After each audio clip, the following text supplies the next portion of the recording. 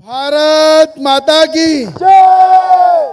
Doctor Bonde साहेबांनी सांगितलं ना, दोन्ही हात वरत करून म्हणायचं, भारत माता की जय, भारत माता की जय।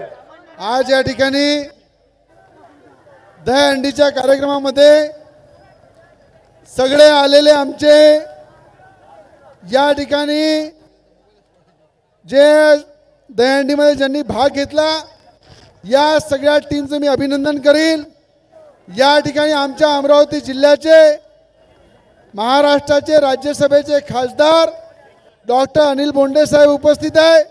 माजी कृषी मंत्री होते ते, आणि आज त्यांच्या उपस्थितीमध्ये खऱ्या अर्थाने या ठिकाणी अनेक पथकांनी सलामी दिली, हंडी फोडली। या सगळ्या पथकाचं मी अभिनंदन करील।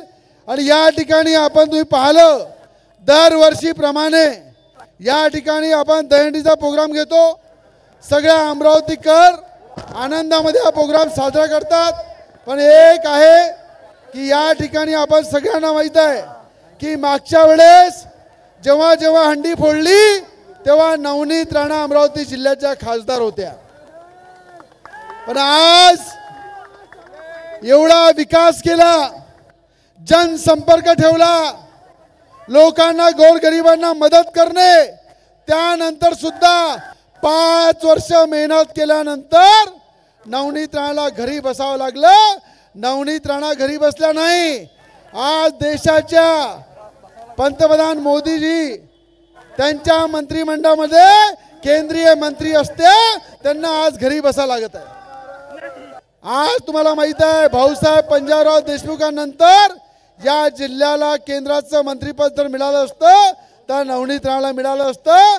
आतापेक्षा अजून जोमाने या जिल्ह्याचा विकास झाला असता। पण अशी हवा आली की त्या हवेमध्ये 5 वर्ष मेहनत केली, ते खड्ड्यात गेली, विकास केला, तो बाजूला राहिला, आणि कोणीतरी समोर आला आणि 20 दिवसामध्ये निवडून आला। असं जर राहिलं तर राजकारणामध्ये चांगले लोक येणार नाही, विकासाचा अजेंडा घेऊन येणार नाही।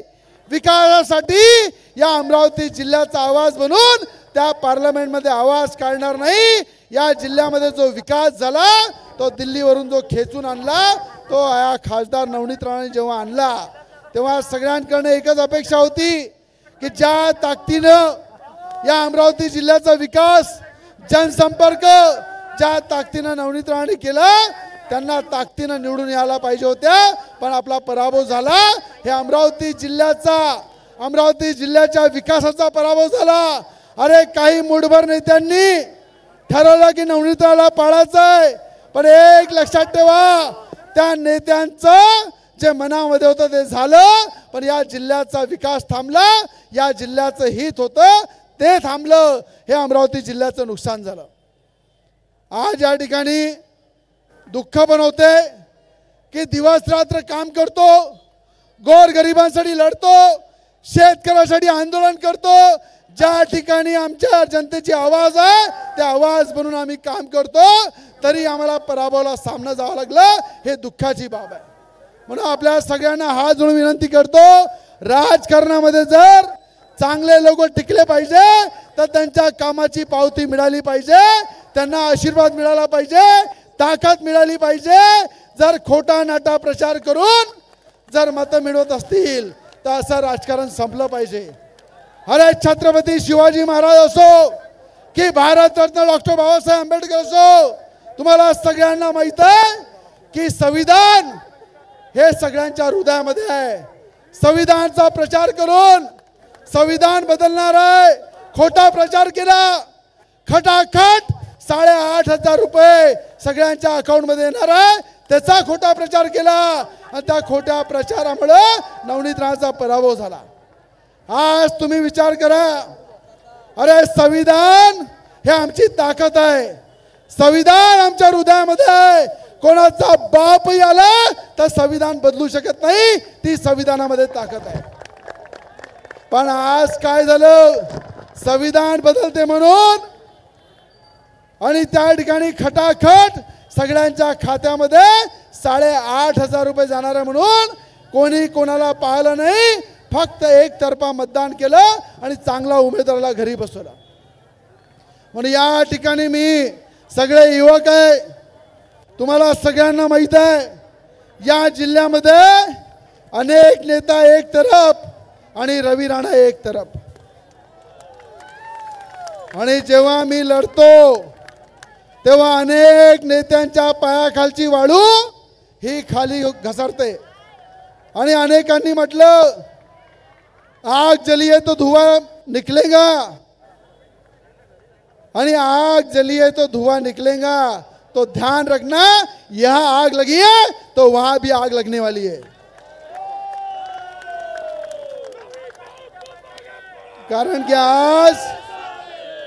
जर आज या चांगल्या उमेदवाराला पाडून या अमरावती जिल्ह्याच्या विकासाचं नुकसान झालं असेल तर मला माहित है ये जनता है, सब जानती है किसने क्या किया और किसने किसको गिराया.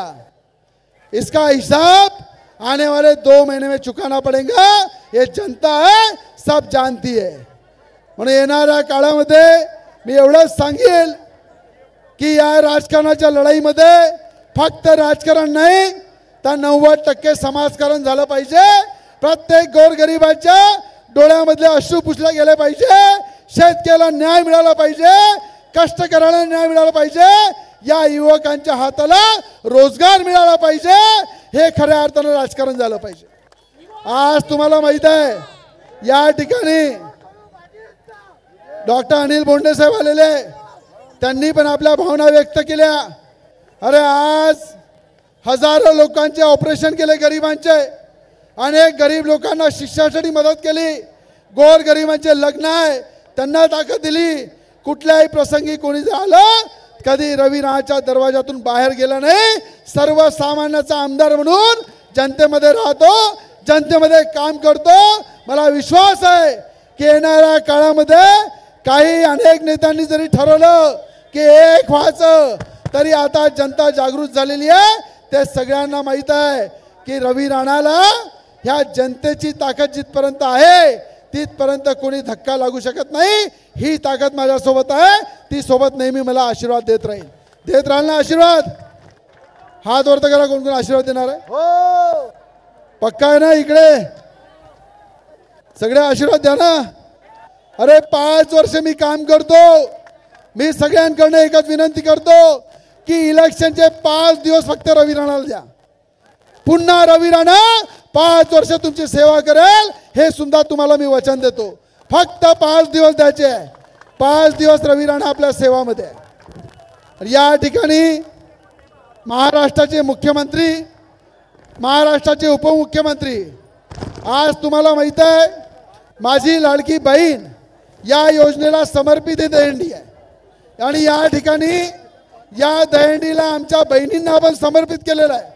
त्या बहिणीचं संरक्षण करणं, त्या बहिणीच्या न्यायासाठी लढणं हे प्रत्येक भावाचं काम आहे. त्याच्यासाठी ही हंडी आहे. म्हणून या हंडीला फक्त लाडक्या बहिणीची हंडी आहे समजू नका.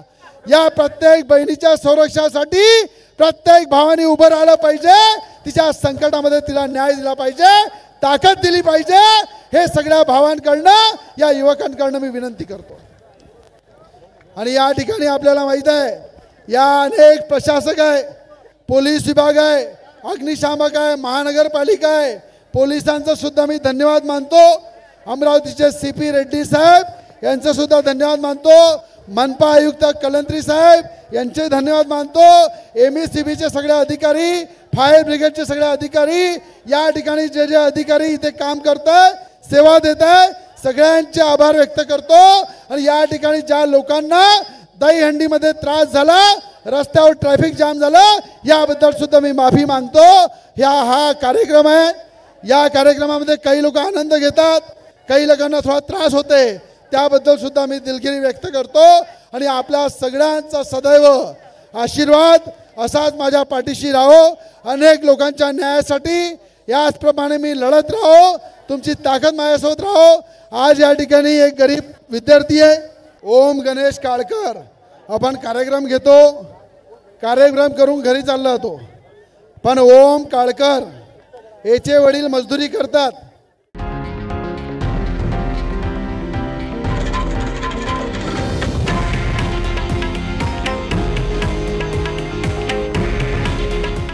आहे देशातील नंबर 1 न्यूज नेटवर्क आणि आपण पाहत आहात TV9 मराठी। काळजी तुमची, हित महाराष्ट्राचं।